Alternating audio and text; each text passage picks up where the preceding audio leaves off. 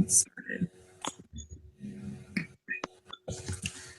Okay, so the prompt for this week is please discuss with your group members your thoughts on organizational culture, what types of culture you have experienced in the workplace, positive, negative, engaging, entertaining, etc. And if you believe that leaders are able to shape culture. The Chapter 8 lecture and Zappos videos should make a great place to begin with this discussion. So, all right, Stephanie. Okay. One of my first jobs was working at Victoria's Secret, and I noticed that they had a very engaging, workplace, and the way they did that was, they constantly just pumped us up about, they used a lot of words like team and family, and so I read in the book that it says that where is it? It just talks about language being very powerful to a leader. And it also says a good way to determine how an organization views itself and the world is by listening carefully to the language that organizational members use. And that's one thing that they always used was words like I said, team. And they really emphasized that their associates work in teams. So I do think that leaders have the ability to shape culture, because they really made us all feel like we were just one big family. We would bounce off our customers from one associate to the next, and we created this big family environment where we had customers that were loyal, and they would come back to us, and they would come specific them that great. They always about just giving us feedback about how we could improve or if we were good or not. The leaders, our managers, would always go up to them and ask them how their experience was.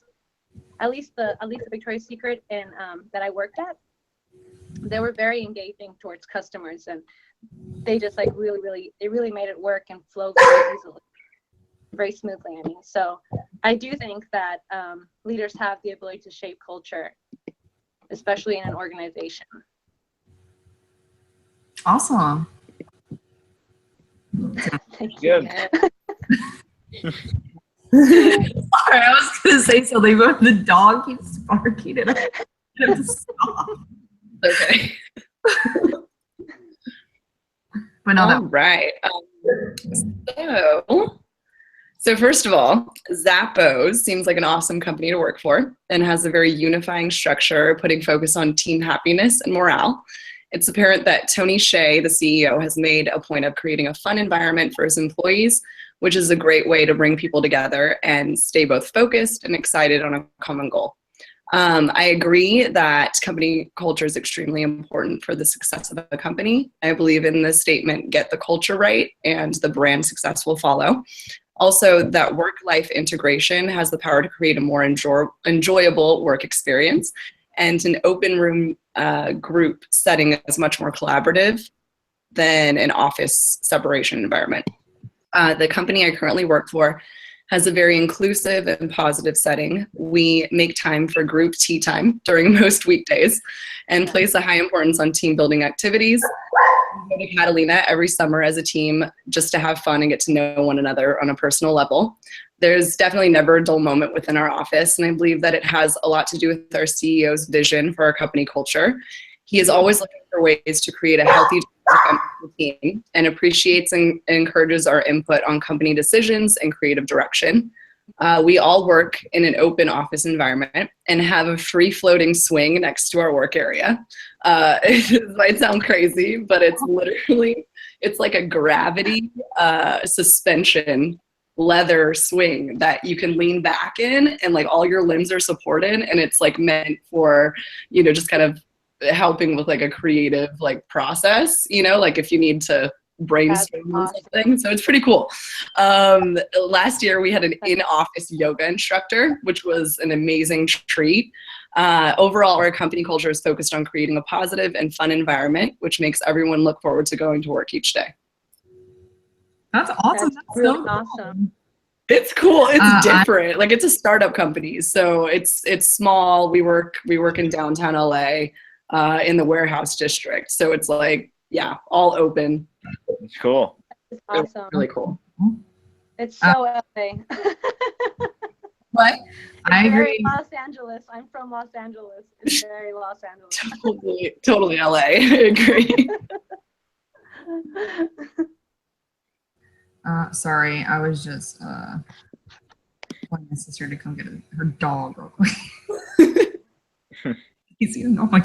So I agree with you about Zappos, how they make it like an open culture, make everyone feel welcome, which is like an awesome like organization to work for. But reflecting like on my personal experiences when I did the Disney college program, it's like very wide cultures, like people from all around the world come to work there, and same as like people that come there, you know, it's mostly a lot of like people from China come to California because it's closer than, you know, Florida, but it's also like the history there. Like there's like a lot there. People don't know at Disney. We have history tours about like all the cultures that, you know, contributed to Disney. And so there, I find that a lot of like the Chinese people like are going on these tours because they can learn about themselves and all of the engineers or the Imagineers they call them that, you know, created all the stuff there. So that's really cool. And also reading in chapter 8 this week, a sentence that stood out to me was a good way to determine how an organization views itself and how the world is by listening carefully to the language that the organizational members use. And at Disney, we don't call anyone customers. You're always a guest, no matter what. Like in our training, it was like 2 days on training how to speak to guests, not customers, because people get really offended when you call them customers.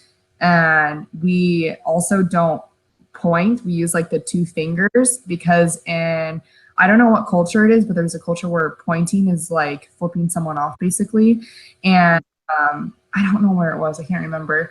But in our training, they told that a lot of people from that country would come over here and be super offended. Like, why are you like, you're flipping us off basically. So Disney trained like their whole program to do the 2 finger pointing instead of the 1. So I learned a lot about like culture and how to like talk to people and engage people while working at Disney. But that's pretty much all that I have. We're at That's 7.5 minutes, by the way. Nice. Okay, so That's a really, is it my turn? yeah.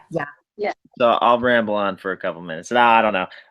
So basically, I don't have anything totally prepared, but so basically, I talked to you guys about in the past discussions how I had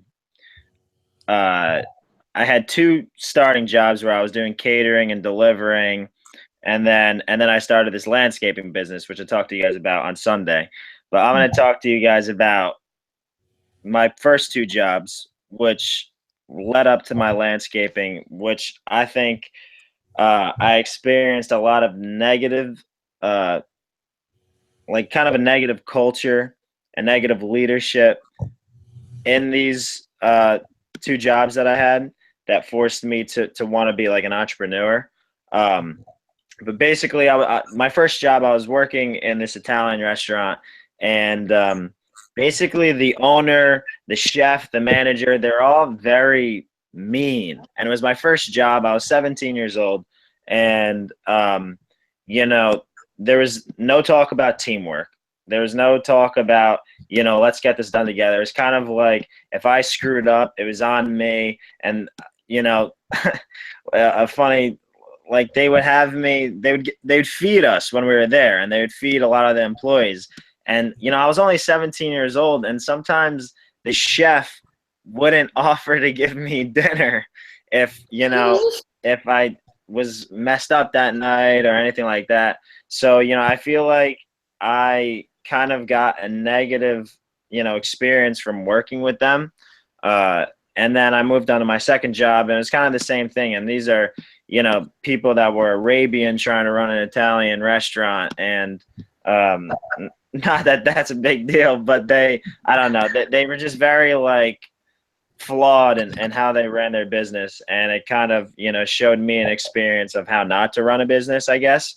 And I think I do believe that the leaders do shape the culture, not necessarily culture around them, but culture in their business, and how, I guess they believe a business should be ran, because a culture is, norms and beliefs that people and what shape, how people behave and act in a certain setting.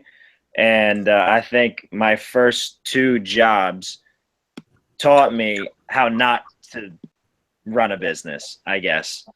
And I didn't prepare too much for this discussion. I apologize, but my first 2 jobs were not good, I would say.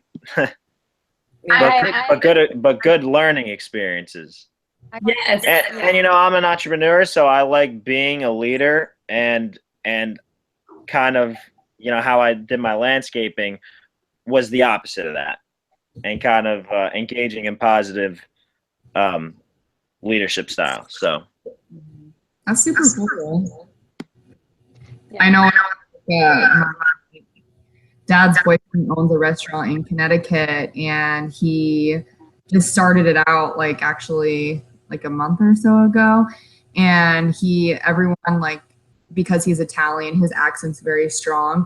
There's a lot of Hispanics that he works for, and so they have a hard time understanding each other because most of them our English is their second language. So there's a lot of miscommunication in their workplace because they don't know what's going on, because first of all can barely understand the chef, and then the waitresses and the hostess are barely understand English. So there's a lot of stress going on, where they're supposed to be doing, who they're supposed to be helping, whose table, who has what table. So, and I saw it when I went to go visit, and it is very stressful. So I can relate to seeing how it's stressful in the workplace, not knowing what you're doing, and people blame you for something you didn't even do. Yeah, especially in the restaurant business. And I learned a lot of chefs. It isn't a glorious job, but a lot of chefs, they create negativity in the workplace. And unless you love your job, I don't know. They are hard hours, but yeah, especially in my first job, the chef he wasn't a friendly guy. And if if I wrote too small on the ticket or something, he'd flip out. And it's just I know you could read it, but he's just getting on my case about something that's totally unnecessary. 12 minutes. So That was awesome. And have anything else to add or comment or anything? Well, I just really quick wanted to say that I also had a really bad experience with my first job. And that job, they all everybody pointed fingers because the manager would always be who did this and who did that? And so people were well, I didn't do it. And with my it was very secret, nobody was oh, who did this? It was just it was in your work shift. You guys are all responsible for it, so it was literally a team. But with my first job, it was just well, I didn't do it. I'm innocent. Don't look at me. I'm good, Yeah. Well, I think we all had really great experiences. Well, some not, but it was nice to hear. Yeah. So when are we meeting next? Are we meeting again to talk about the project, or I got to read it over, but we're going to meet sometime next week, I guess, or are we waiting until next Sunday after Easter? We're meeting next Wednesday again. Yeah, okay. On the 19th, but we can meet before then. Mm-hmm. Probably not till this week is crazy for my homework this week, so probably not until Monday next week I can talk about the group project. But I mean, I can always Google Hangout you guys, but if you guys want to on Monday, we can too, or to talk about the project. I'm open. I just have a bunch of labs due this week for my other class, so I just have to get that done. But all right, yeah, well, I'll read over what the final project is, and we could take it from there. Okay, we have 30 seconds till 15 minutes, so I'm gonna end it so we don't get penalized. All right, sounds good. We'll talk soon. Okay, have a good night, guys. Bye. Have a good one. You too. Bye.